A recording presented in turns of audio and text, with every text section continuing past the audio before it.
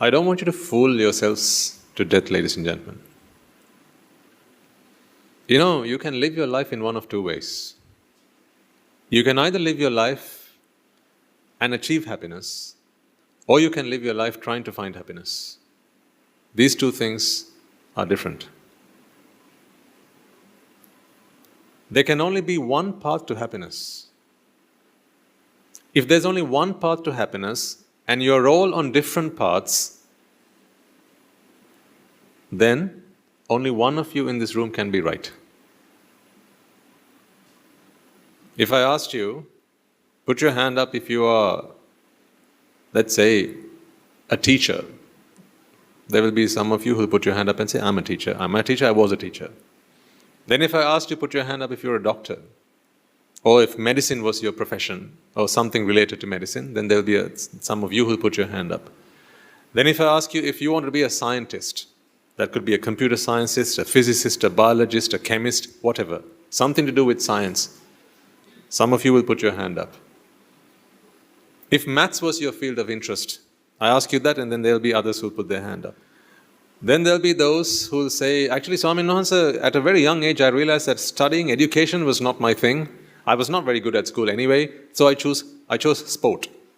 So that is how I wanted to make a future for myself. These are all different paths that you have chosen, with or without help from those who you lived with or without guidance. You have somehow chosen those paths, and now you are on these paths.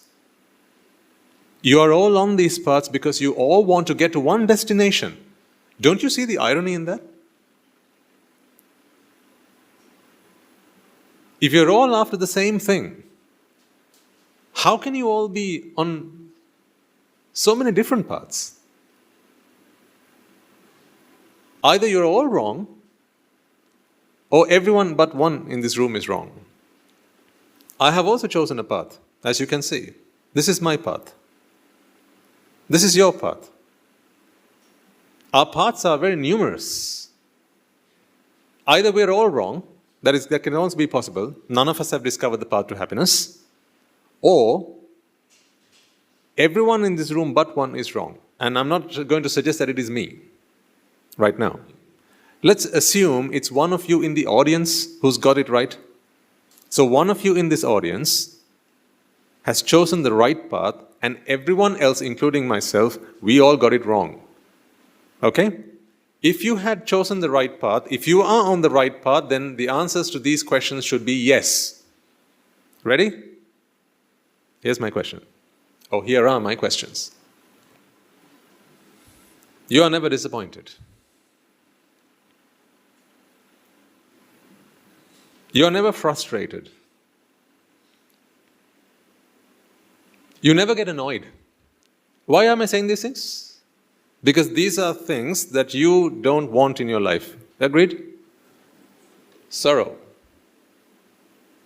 Anyone? Volunteers?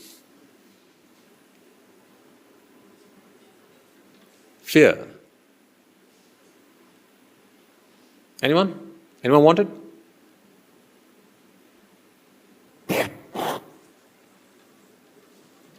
Anger. Anyone? But I ask you the question, ladies and gentlemen, are these things you're all free of? Are you? So if I ask you, when was the last time you felt disappointed, you got to be able to say, Swami Nuhansa, I don't remember. And there can't be anything wrong with your memory either. Yeah, if you got short-term memory loss, or memory loss of any sort, then you don't qualify to play this game with me. Because then you win. Yeah, then it's not an equal playing field. But if none of you have this problem, you don't have memory loss, you're all fine, then I ask you the question, put your hand up if there's anyone in this room who doesn't remember the last time they were disappointed. If you do, we are going to swap seats. Because you have also discovered the path that I'm on.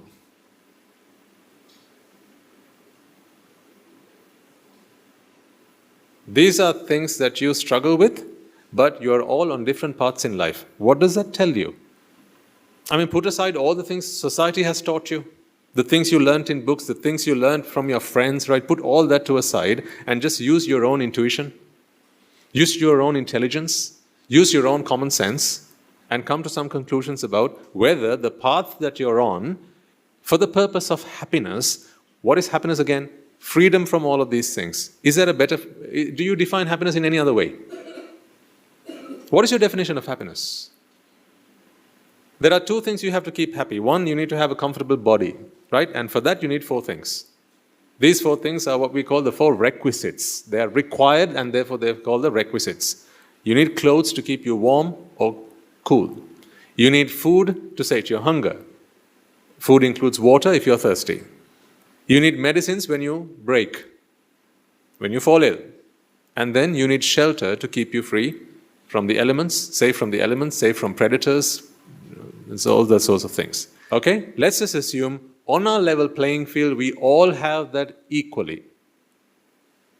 Right? This is how we're going to play the game. All of us, we have an equal amount of these 4 things. Now, the physical problem is solved. Next, we move on to the mental realm. In the mental realm, now we have diversity. Here's where we begin to have the differences. In the mental realm, you have these problems. So physically, your happiness is when you have the 4 requisites. Mentally, what is your happiness?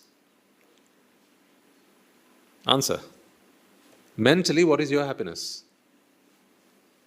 Is it not a moment when you are free from all of this?